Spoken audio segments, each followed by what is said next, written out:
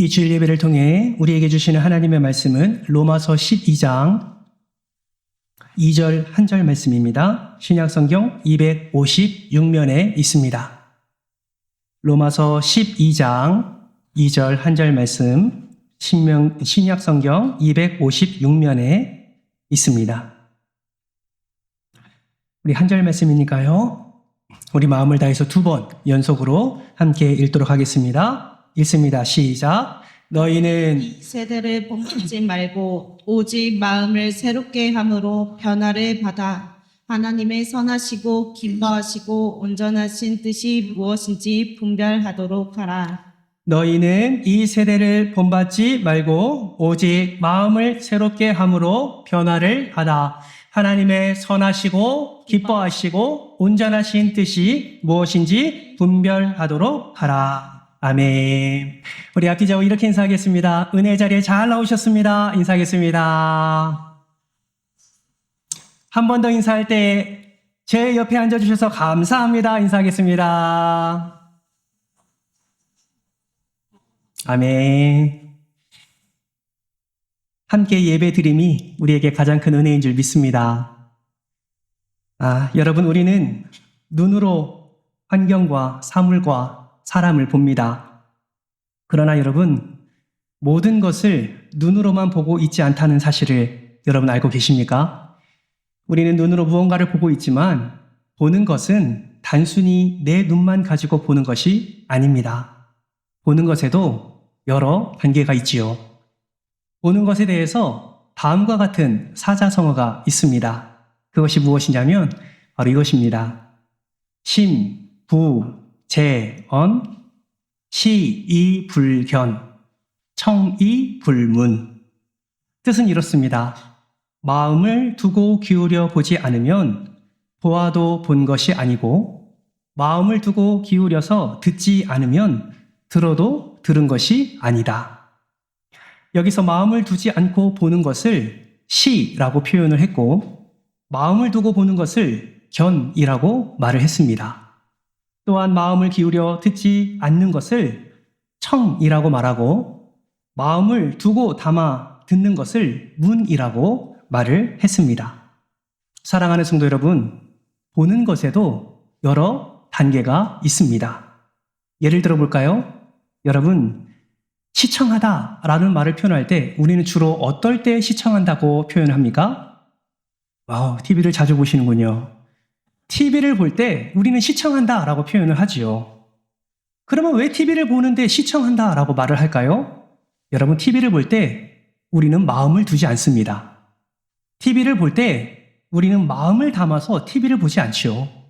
TV를 볼 때 우리는 편안하게 재미로 우리의 만족을 위해서 볼 때가 대부분입니다. 그렇다면 여러분, 마르코 폴로가 동방 여러 나라를 둘러보고 살펴본 다음에 쓴 책이 있지요. 그 책의 이름을 혹시 아십니까? 그렇죠. 그 책의 이름은 동방시청록이 아닙니다. 그 책의 이름은 동방견문록이죠. 왜 동방견문록이라고 할까요? 마음을 담았기 때문입니다.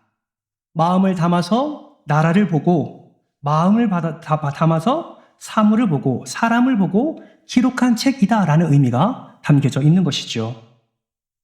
우리 조선의 복음을 전했던 언더우드 선교사의 아내도 조선 여기저기를 살펴보면서 조선 견문록을 썼습니다. 이처럼 여러분, 보는 것에는 단계가 있습니다. 한 단계 더 나아가 볼까요? 본다라는 단어는 시와 견뿐만 아니라 또 다른 봄의 의미가 있습니다. 그것이 무엇이냐면 관입니다. 공부는 망치다 라는 책에 이 관이란 의미를 너무 정확하게 표현한 것 같은데요. 우리 관이라는 의미를 같이 한번 읽어볼까요? 시작. 관심을 가지고 관찰하면서 진면목을 보는 것. 그렇습니다. 관은 관심을 가지고 관찰하면서 진면목을 보는 것을 관이라고 말하지요. 다시 말하면 보이는 그대로 보고 판단하는 것이 아니라 그 안에 있는 진면목을 보는 눈을 가리켜서 관이라고 하는 것입니다. 여러분, 성경 구절에도 이 관의 의미를 잘 말씀하는 구절이 있지요. 그 말씀이 어디냐면 바로 사무엘상 16장 6절과 7절 말씀입니다. 한번 같이 한번 읽어볼까요? 함께 읽습니다. 시작. 그들이 오매 사무엘이 엘리압을 보고 마음에 이르기를 여호와의 기름 부으신 자가 과연 주님 앞에 있도다 하였더니 7절 있습니다. 여호와께서 사무엘에게 이르시되 그의 용모와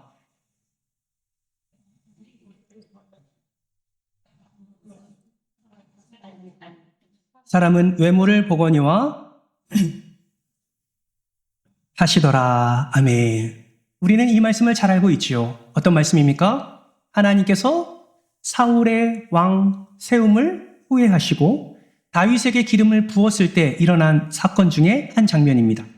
사무엘을 이새의 집으로 보내죠. 그리고 그 이새의 집에서 그 아들들 중 한 사람에게 기름을 붓게 하셨습니다. 사무엘이 순종함으로 이새의 집에 갑니다. 그리고 첫째부터 아들들 한 사람 한 사람 보게 되지요. 첫째 아들 엘리압을 봅니다. 엘리압을 보았을 때 여러분 사무엘은 시의 관점으로 보았을까요? 견의 관점으로 보았을까요? 아니면 관의 관점으로 보았을까요?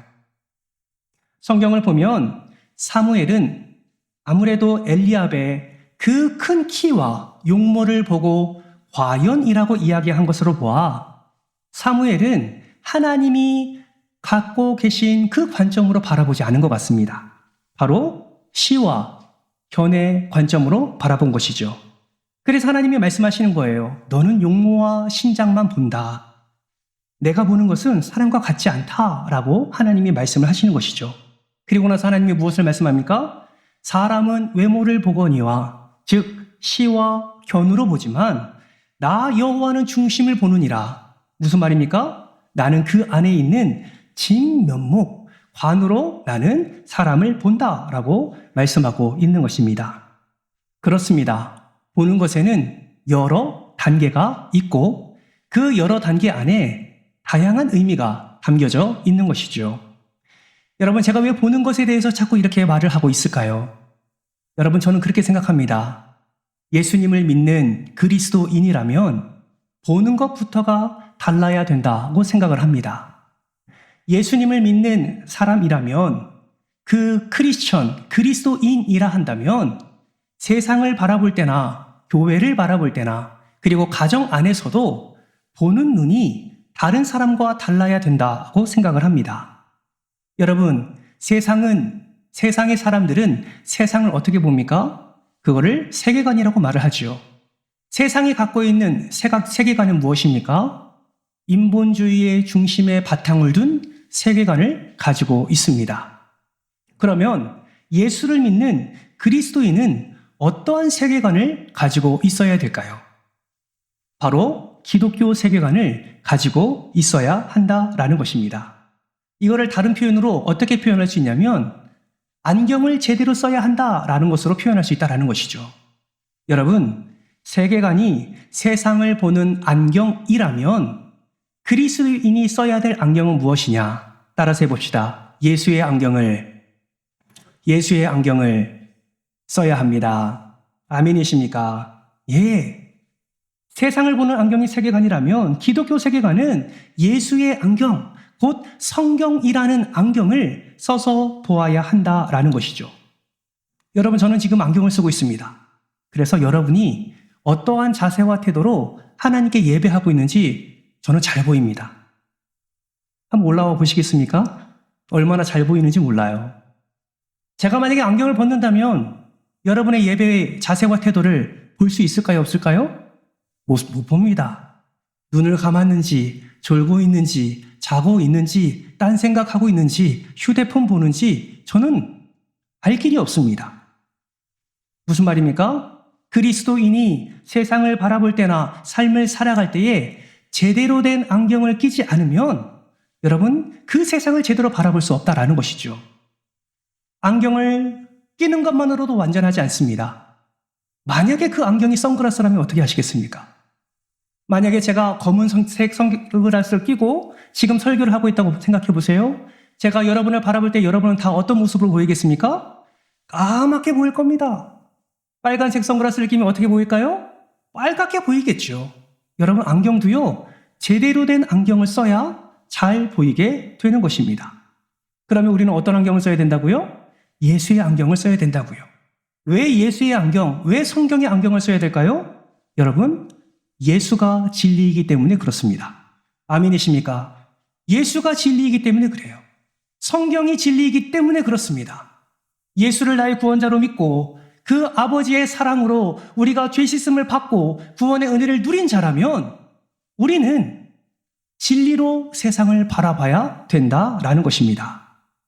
세상을 바라볼 때나 교회를 바라볼 때나 사람을 바라볼 때나 지금 내 옆에 앉아 있는 사람을 바라볼 때라도 우리는 예수라는 안경을 끼고 제대로 그것을 보며 우리는 함께 예수의 자리로 나아가야 되는 것입니다. 여러분, 만약에 성경을 기반하지 않고 예수의 안경을 끼고 살아가지 않는다면 여러분, 우리는 어떻게 살아갈까요?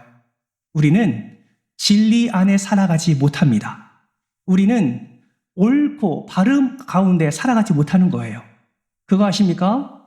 사사기가 왜 그렇게 시대가 어려웠습니까? 왜 그렇게 어려운 삶을 살았습니까? 성경은 분명히 말합니다. 자기 소견에 옳은 대로 살았기 때문이지요. 자기가 생각하는 안경을 쓰고 살았기 때문입니다. 옳고 그름의 기준이 자기였기 때문에 하나님의 진리 안에 거할 수 없는 것이지요. 만약에 우리가 예수를 믿는다 하며 예수의 안경을 끼고 이 땅을 살아가지 않는다면 여러분, 우리는 하나님의 은혜 가운데 살아가지 못하게 될 것입니다. 여러분, 기독교 강요를 지은 종교개혁자 칼빈은 이렇게 말했습니다. 좀 길지만 같이 한번 읽어볼까요? 시작! 안경을 쓰면 똑똑히 읽어 내려갈 수 있을 것이다. 성경은 이처럼 하나님에 대한 혼란된 지식을 우리 마음에서 바로잡고 우리의 우둔함을 쫓아버리며 참 하나님을 우리에게 보여준다. 우리가 만일 이 말씀에서 하더라도 그 진로에서 탈선했기 때문에 목적지에는 결코 도달할 수 없을 것이다. 그렇습니다. 우리가 제대로 된 안경을 끼지 않고 살아가게 되면 하나님이 말씀하신 그 목적지에 우리는 다다를 수가 없을 겁니다. 그 이유가 무엇입니까? 진리대로 살지 못하기 때문에 그렇지요. 그러므로 우리는 성경의 안경, 예수의 안경을 바로 끼고 살아가는 자가 되어야 될 줄 믿습니다. 왜냐하면 성경은 하나님의 말씀이고 우리를 향한 계시의 말씀이고 또 성경은 우리가 살아가는 데 있어서 가장 중요한 방향을 제시해주고 있기 때문에 그렇습니다. 그래서 존 칼빈은 성경이 우리에게 두 가지를 보여준다라고 이렇게 말하면서 그 두 가지를 제시하는데요. 첫 번째는 무엇이냐면 이 땅을 움직여가는 하나님을 성경에 보여주고 있다라고 말하고 있습니다. 무슨 말입니까? 우리가 성경의 안경을 끼고 예수의 안경을 끼고 이 땅을 바라보며 살아가게 될 때에 우리가 거하는 그곳에서 누구를 발견할 수 있다고요? 하나님을 발견할 수 있다고요. 왜요? 진리 가운데 거할 때 진리이신 하나님을 우리가 깨달을 수 있기 때문에 그렇습니다. 바라고 소망하기는 이 진리를 깨달아 날마다 주님과 함께 동행하는 삶을 사는 저와 여러분 되시기를 주님의 이름으로 축복합니다. 두 번째는 성경은 우리가 어떻게 살아야 할지 목적지를 보여주기 때문에 그렇습니다. 이렇게 목적지를 보여주는 성경의 안경을 끼고 살아가는 것, 이것이 그리스도인의 특권이요 그리스도인이 누릴 은혜이다라는 것을 성경은 분명히 말씀하고 있습니다. 사랑하는 성도 여러분, 여러분 성경을 어떻게 사용하고 계십니까? 혹여나 여러분 이렇게 위대하고 이렇게 귀한 하나님을 보여주고 또 성경의 목적지를 우리에게 분명히 밝혀주는 이 성경을 여러분은 어떻게 사용하고 계십니까? 바라고 소망하기는 이 성경을 날마다 붙잡음으로 하나님의 은혜를 충만히 누리는 저와 여러분 되시기를 주님의 이름으로 축복합니다. 여러분 안경에 이물질이 끼면 여러분 어떻게 하십니까? 안경을 안 끼셔서 잘 모르시겠습니까? 안경 이물질이 끼면 어떡하죠? 닦죠. 저도요. 뭔가 답답하면 항상 벗어서 습관처럼 안경을 닦습니다. 여러분 악한 사단은요. 우리가 안경, 예수의 안경, 성경을 안경을 끼고 살아가게 될 때에 얼마나 많은 방법으로 우리의 안경에 이물질을 더럽히는지 모릅니다. 여러분 어떻게 닦아냅니까? 말씀을 읽을 때 우리의 말씀의 안경이 더 선명해지는 것입니다. 그러므로 여러분, 더 말씀을 가까이하시길 주님의 이름으로 축복합니다. 옆에 분 바라보세요. 그리고 이렇게 권면합니다. 말씀을 가까이 합시다. 한 번 더 말씀을 가까이 합시다. 예, 말씀을 가까이 해야 돼요. 그래야 우리 안경이 선명해지게 되는 것입니다. 영국의 성경학자 레슬리 뉴비기는 이렇게 말했습니다. 이 또한 같이 한번 읽어볼까요? 시작! 성경은 단지 바라보며 읽을 책이 아니다. 성경은 그것을 통해 세상을 보아야 할 안경이다. 네, 그렇습니다. 뉴비기는 이렇게 말하는 것이죠. 성경은 우리가 시청할 만한 것으로 그냥 보고 그냥 그치는 그렇게 여기면 안 된다라고 말하고 있는 것입니다. 성경은 내 눈으로 보는 게 아니라 안경처럼 쓰는 것이다 라고 말을 하고 있고, 그 성경을 통해서 look through, 그 성경을 통해서 세상을 봐야 한다라고 성경은 말씀하고 있다라는 것입니다. 사랑하는 성도 여러분, 성경을 통해서 세상을 바라보시기를 주님의 이름으로 축복합니다. 그저 시청함으로 바라보는 것이 아니라 세상의 진면목이 무엇인지를 정확하게 파악하고 분별하는 여러분 되시기를 주님의 이름으로 축복합니다. 그런데 문제는 요즘에 보니까 안경이 참 다양하더라고요. 어떤 이들은 안경을 쓸 때 알이 없는 안경을 쓸 때도 있습니다. 그렇죠? 우리는 알이 없는 안경을 쓰면 됩니까? 안 됩니까? 안 되죠. 알이 없는 안경은 그저 우리의 기준으로 바라볼 뿐입니다. 그렇기 때문에 안경에 있는 렌즈도 굉장히 중요합니다. 여러분, 우리는 어떠한 렌즈를 끼고 이 땅을 바라봐야 될까요? 세 가지를 함께 살펴봅니다. 첫 번째는 창조의 렌즈입니다. 여러분, 질문합니다. 이 땅의 창조자가 누구십니까?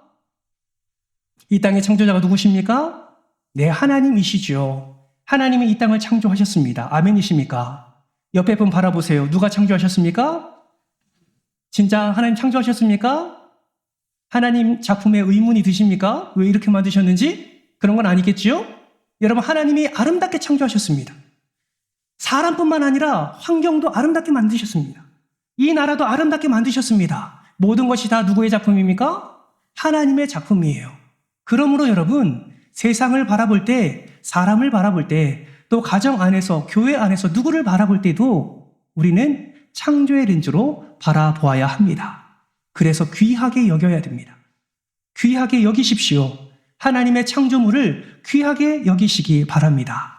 사랑하십시오. 섬겨주십시오. 더 높여주십시오. 그것이 그리스도인의 삶의 모습이어야 한다라는 것이죠. 두 번째 렌즈는 타락의 렌즈입니다. 여러분, 성경은 우리가 죄를 지음으로 말미암아 이 창조 질서가 깨졌다라고 성경은 분명하게 말씀하고 있습니다. 그래서 성경은 말하지요. 모든 사람은 죄인이다 라고 말을 합니다. 그래서 하나님의 뜻도 알 수 없고 하나님의 계획도 알 수 없습니다. 하나님의 그 놀라운 은혜를 깨닫지도 못하며 살아가는 것이 바로 죄인된 삶입니다. 왜냐하면 죄로 말미암아 모든 영역이 파괴되고 타락했기 때문에 그렇습니다. 이와 마찬가지로 세상은 타락했고 우리 모두는 죄로 말미암아 타락했습니다. 그러면 왜 타락의 렌즈로 바라봅니까? 바라볼 때마다 나와 관계하는 많은 사람들이 나의 마음을 아프게 할 때마다 그가 죄인임을 먼저 생각하고 그에게 하나님께 올려드리는 마음으로 그를 대해야 하는 것입니다. 세 번째 렌즈는 바로 구속의 렌즈입니다. 회복의 렌즈이지요. 우리처럼 이렇게 죄인된 우리를 하나님께서는 예수 그리스도라는 이름으로 이 땅에 보내셔서 예수 그리스도의 피로 우리를 구속하셨습니다. 그래서 우리는 구원의 은혜를 누리게 된 것이지요. 여러분 한번 생각해 보십시오. 안경을 닦다가 안경이 깨졌습니다. 여러분 어떻게 하실 겁니까? 그 깨진 안경을 고이고이 모아 두시겠습니까? 그 깨진 안경을 잘 사용하기 위해서 테이프를 붙이시겠습니까? 우리는 안경이 깨지면 당연히 내어다 버립니다. 여러분, 만약에 우리가 죄로 말미암아 하나님의 형상에 깨어져서 하나님이 그 깨어진 하나님의 형상 쓸모없다 생각하고 만약에 버리게 되면 여러분 어떻게 될까요? 아마 저와 여러분은 이 자리에 함께 있을 수 없을 겁니다. 이미 심판을 받았고 이미 사망 가운데 거하는 인생을 살아가게 되는 것이죠. 그런데 하나님은 그렇게 하지 않으셨습니다. 하나님은 그 깨어진 하나님의 형상을 회복시키시기 위해서 가장 사랑하는 예수 그리스도를 보내셨고 그 가장 사랑하는 예수 그리스도로 말미암아 하나님의 형상을 회복시키셨습니다. 그러므로 예수를 믿는 우리는 이 세상을 바라보며 많은 사람들과 관계할 때에 어떠한 관점으로 바라봐야 됩니까? 타락했지만 죄로 말미암아 깨어졌지만 그래서 서로의 아픔과 서로의 상처가 일어나고 있지만 그럼에도 불구하고 사랑하는 예수 그리스도의 사랑으로 우리를 회복시켜 주시던 것처럼 우리도 그 사랑 안에 회복의 은혜를 나타내어야 하는 것입니다. 사랑하는 성도 여러분, 이렇게 예수의 안경을 끼고 이렇게 성경의 관점으로 세상을 바라보고 사람을 바라보게 될 때에 그 바라봄을 통하여서 하나님께서는 더 놀라운 은혜와 더 놀라운 역사를 우리의 삶 가운데 허락해 주신다는 것을 여러분 반드시 기억하시길 바랍니다. 말씀을 준비하다가 정말 오늘날과 같은 이 세대에는 더욱더 기독교 세계관으로 살아가지 않으면 안 될 것 같은 마음을 하나님께서 강하게 주셨습니다. 여러분은 오늘날 어떻게 살아가고 계십니까? 이 세상을 바라보면 정말 악이 차고 넘치는 것 같은 그런 안타까운 마음이 너무 들고 있습니다. 여러분, 기독교 세계관으로 이 세상을 바라보는 훈련을 하시기를 주님의 이름으로 축복합니다. 이 세상은요, 악한 사단이 이 세상의 권세를 잡고 있기 때문에 많은 것들을 통해서 우리의 마음을 미혹하고 넘어뜨리게 하는 일들이 굉장히 많습니다. 차라리 죄라 여기는 것들은 우리가 분별할 수 있습니다. 살인은 죄라는 것을 알고, 간음도 죄라는 것을 알고, 또 거짓도 죄라는 것을 압니다. 이러한 것들이 우리에게 다가올 때 우리는 분별할 수 있죠. 그래서 우리는 그것을 하지 않을 수 있습니다. 그러나 이 세상은 그렇게 호락호락하지가 않습니다. 악한 사단은 우리로 하여금 말씀에서 멀어지게 하기 위해서, 우리로 하여금 예수로 멀어지게 하기 위해서 수단과 방법을 가리지 않고 삼킬 자를 지금 찾고 있습니다. 어떤 것으로 우리가 하나님으로부터 멀어지게 하고 있을까요? 저는 여러 가지가 있지만 대표적으로 동성애 물결이 하나님의 말씀에서 멀어지게 하는 그런 과정이 아닌가 생각을 해보게 됩니다. 여러분, 20년 전만 해도요, 동성애자들이 굉장히 피켓을 들고 굉장히 자신의 주장을 나타낼 때가 있었습니다. 그럴 때 여러분, 사회적 반응이 어땠습니까? 때로는 그들을 보며 측은한 마음도 있었고 때로는 그들을 보며 반대하는 물결들도 일어났습니다. 그런데 요즘은 어떨까요? 요즘은 동성애가 마치 아름다운 것처럼 미화되고 TV와 드라마와 영화와 뮤지컬 등 다양한 장르들을 통해서 이러한 동성애 코드가 얼마나 많이 들어오고 있는지 모릅니다. 여러분, 아까 TV를 잘 시청하신다고 말씀하셨죠? 여러분이 좋아하는 그 드라마 안에도 이 동성애적 요소가 얼마나 많이 들어있는지 모릅니다. 2019년 12월 넷플릭스에서 이런 영화가 나왔죠. 그리스도의 첫 번째 유혹. 화면 한번 띄워주실까요? 저거 혹시 보신 적 있으십니까? 2019년도에 만들어진 영화인데요. 저 영화가 바로 예수님을 동성애자로 묘사한 영화입니다. 여러분, 저 영화뿐만 아니라 최근에 들어서 유행했던 슬기로운 의사생활, 그리고 우영우, 다양한 드라마 속에서도요, 동성애적 요소가 얼마나 많이 들어와 있는지 모릅니다. 여러분, 드라마 즐겨보시죠? 아침 드라마 보십니까? 수목 드라마, 주말 드라마 보십니까? 대답하면 뭔가가 불이익이 있을 것 같아서 대답 안 하시는 거죠? 여러분, 그 드라마 안에 얼마나 많은 동성애 요소가 있는지 몰라요. 그거 아십니까? 저도 들은 얘기인데요. 그 드라마를 계획할 때마다 12부작, 15부작, 16부작 이렇게 드라마를 만들 때 최소한 한 번 이상은 동성애 코드가 들어가야 된다고 합니다. 그것이 방송계에 법적으로 정해져 있다고 합니다. 여러분, 애니메이션 좋아하십니까? 아이들 애니메이션 보여주시죠? 여러분, 애니메이션 안에도요, 얼마나 많은 동성애 요소가 들어가 있는지 모릅니다. 우리가 알지 못하는 사이에 점점점 스며드는 것이죠. 예수의 사랑이 스며들어야 되는데 그 사회적 악한 것들이 스며들고 있는 거예요. 미디어뿐만이 아닙니다. 학교 교육은 어떻습니까? 요즘 저는 세 자녀가 있는데요. 학교에서 날라오는 안내문을 볼 때마다 깜짝깜짝 놀랍니다. 아이들한테 어떤 거 배웠냐고, 특히 보건 시간에, 성교육 시간에 어떤 걸 배웠냐고 물어보면요, 깜짝깜짝 놀랄 때가 있습니다. 여러분 학교 안에 이미 이런 동성애가 자연스럽게 받아들여지고 있는 거 아십니까? 학교 안에서 성이라는 것이 하나님은 분명히 남성과 여성을 창조하셨음에도 불구하고 학교 안에서는 그것만이 아니라 다른 것도 가르치고 있습니다. 사회적으로도 보십시오. 포괄적 차별금지법, 재정 문제가 계속해서 수년째 일어나고 있지 않습니까? 왜 이런 문제가 일어납니까? 너무나 좋은 법 아닙니까? 차별하지 말자는데. 성별, 인종, 나이, 장애, 출신, 지역, 외모 차별하지 말자고 하는데 이거 너무 좋은 법 아닙니까? 왜 한국교회는 차별금지법을 반대하고 있습니까? 여러분, 이 차별금지법 안에 성적 지향이라는 단어가 포함되어 있지요. 성적 지향이라는 것을 쉽게 말하면 개인의 성적 끌림을 향하는 방향성을 의미하는 겁니다.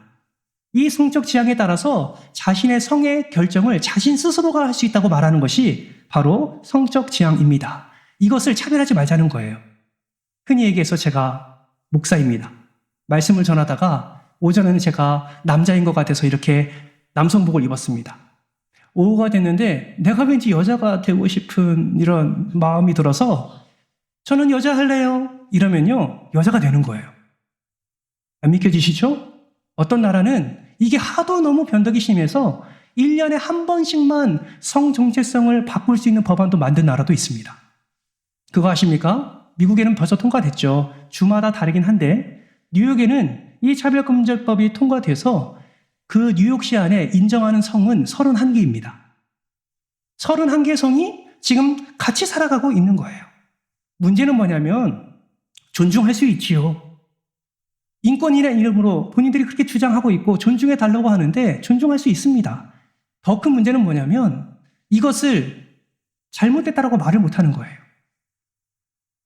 차별금지법 안에 있는 다른 조항들 말고 이 성적 지향 이 부분은 하나님이 창조하신 창조 질서와도 전혀 다른 내용입니다. 그래서 교회에서 반대를 외칠 수 있어요. 그러면 어떻게 됩니까? 이 차별금지법에 저촉이 돼서 법적 처벌을 받게 됩니다. 차별금지 영역 안에 어떤 내용이 있냐면 반대하는 것도 차별이다라고 말하는 것이죠. 그래서 미국에서 동성애자들이 목사님에게 찾아와서 목사님, 저희 결혼할 거니까 주례해 주세요.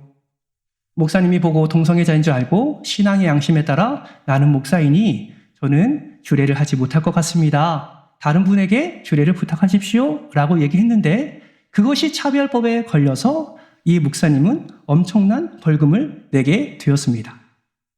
한 교회에서는 진리를 선포했습니다. 동성애가 죄라는 사실을 하나님의 말씀 그대로 선포했습니다. 여러분, 하나님의 말씀이 하나님의 진리임을 여러분 믿으십니까? 진짜 믿으세요? 그렇게 목사님이 선포했어요. 그런데 교회 연합회에서 공문이 날라옵니다.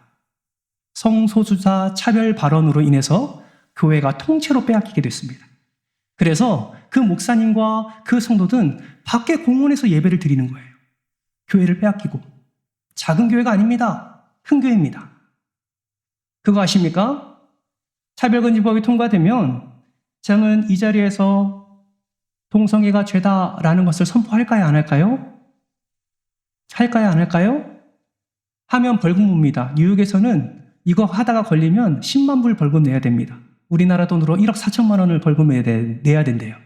일회성이 아닙니다. 중복 가능합니다. 저는 동성애가 죄라는 것을 고백할까요? 안 할까요? 저에 대한 믿음이 전혀 없으시군요. 저는 고백할 겁니다. 왜요? 하나님의 말씀이잖아요. 그럼 어떻게 될까요? 벌금을 내겠죠. 그 다음에 또 누군가가 찾아와서 동성애가 죄가 맞아요? 아니에요? 죄가 맞지요? 그럼 벌금 또 내겠죠. 또 누군가가 일부러 악의적으로 찾아와서 동성애가 죄가 아니에요? 기예요? 동성애 죄죠. 또 벌금 내겠죠. 그러다가 저는 낼 돈이 없어서 감옥에 가겠죠. 그리고 우리 교회에서 교단에서 목사직을 파면하겠죠. 저는 확신합니다. 차별금지법이 통과가 되면 우리 교회에 남아있는 자들은 동성애가 죄가 아니다라고 고백하는 자들만 남아있을 겁니다. 무슨 말입니까? 지금 이러한 물결들이 우리에게 오고 있는데 우리가 예수의 안경으로 이걸 분별하지 않으면 우리가 더욱더 진리 안에 거할 수 없는 삶을 살게 된다라는 거예요. 제가 사회적 일면만을 얘기했습니다. 가정에서도 마찬가지 아닙니까? 남편을 대할 때, 아내를 대할 때, 자녀들을 대할 때 우리는 예수의 안경으로 그들을 바라봐야 됩니다. 나에게 뭔가 잘못했고 나에게 뭔가 아픔을 주었다는 이유만으로 다른 사람을 핍박하고 생각이 다르다는 이유만으로 나와 틀린 사람이라고 우리가 판단하기에 앞서서 정말 예수를 믿는 사람이라면 우리는 예수의 안경으로 그 안에 있는 진면목을 분별하고 예수의 말씀으로 우리는 한 걸음 한 걸음 진리의 길을 걸어가야 되는 것입니다. 여러분, 교회도 마찬가지예요. 함께 예배 드리고 있지만 생각이 다를 때 있지 않습니까? 함께 예배 드리고 있지만 어떤 사역이나 어떤 사업의 그 모든 일을 과정을 진행할 때에 기준이 다를 수 있습니다. 여러분, 그럴 때 우리는 어떻게 생각해야 됩니까? 창조의 렌즈로 바라봐야 된다는 거예요. 먼저 그를 귀하게 여기십시오. 그리고 혹여나 잘못한 것이 있으면 그 사람이 뭔가가 잘못되고 악해서가 아니라 그 사람의 생각에 죄로 오염되어 그 사람이 하나님의 뜻을 잘 분별하지 못하는 것을 먼저 분별해야 된다는 것입니다. 그리고 회복과 구속의 그 렌즈로 그를 온전히 하나님께 올려드리며 다시 한번 회복할 수 있도록 우리는 사랑과 섬김으로 나아가야 된다라는 것입니다. 사랑하는 성도 여러분, 오늘 말씀에서 하나님은 분명하게 말씀합니다. 너희는 이 세대를 본받지 말아라. 오직 마음을 새롭게 함으로 변화를 받아. 사랑하는 성도 여러분, 질문합니다. 여러분은 마음을 새롭게 함으로 변화를 받으셨습니까? 변화를 받으셨습니까? 예, 그 근거가 무엇입니까? 내 안에 예수가 있잖아요. 아멘이십니까? 내 안에 예수가 있으니까 우리는 변함을 받은 것이죠. 우리는 생명을 누리는 것입니다. 우리는 천국의 사람이 되었습니다. 예수로 말미암아 우리는 마음이 새롭게 변화되는 은혜를 누리게 된 거예요. 그래서 내 안에 성령 하나님이 살아 계시잖아요. 아멘이십니까? 그 믿음으로 우리가 살아가는 겁니다. 그리고 실제로 하나님께서는 우리의 삶을 간섭하시고 통행해 주시는 것이죠. 그렇게 오직 마음으로 새롭게 변함을 받았다면 어떻게 살라고 말하고 있습니까? 하나님이 선하시고 기뻐하시고 온전하신 뜻이 무엇인지 분별하도록 하라. 사랑하는 성도 여러분, 예수의 안경을 끼고 진리의 말씀을 붙들고 이 세상을 분별하시기를 주님의 이름으로 축복합니다. 악한 것이 여러분의 가정을 뒤엎을 때마다 다른 데 마음을 쏟지 마시고 먼저 예수의 안경을 끼고 예수의 마음으로 그 상황을 분별하시기를 바랍니다. 그리고 예수의 그 은혜를 더 간구하고 예수 안에 살아가는 저와 여러분 되시기를 주님의 이름으로 축복합니다. 이제 이틀 후면 대선 투표가 있지요. 이미 사전 투표하신 분들도 있습니다. 대선 투표가 이틀 앞으로 다가왔습니다. 여러분, 정치를 보면 솔직히 좀 답답하지 않습니까? TV가 보기 싫어지더라고요. 왜 그렇습니까? 어쩌면 나와 생각이 다르다는 이유만으로 저도 마음을 닫고 있는지 모릅니다. 그런데 여러분, 꼭 기억하셔야 될 것은 그리스도인은 예수의 안경을 끼고 잘 분별하고 하나님을 기쁘시게 하는 그 지도자를 반드시 뽑아야 될 줄 믿습니다. 어느 당을 뽑으란 얘기가 아닙니다. 어느 사람을 뽑으란 얘기가 아니에요. 그저 세상의 가치관에 그 이야기만 듣고 판단하지 마시고 여러분 꼭 하나님의 말씀을 붙들고 말씀에 합한 자를, 모두가 다 합하지 않는다 할지라도 그 중에서라도 말씀에 합한 자가 있다면 그 사람을 뽑으시기를 바랍니다.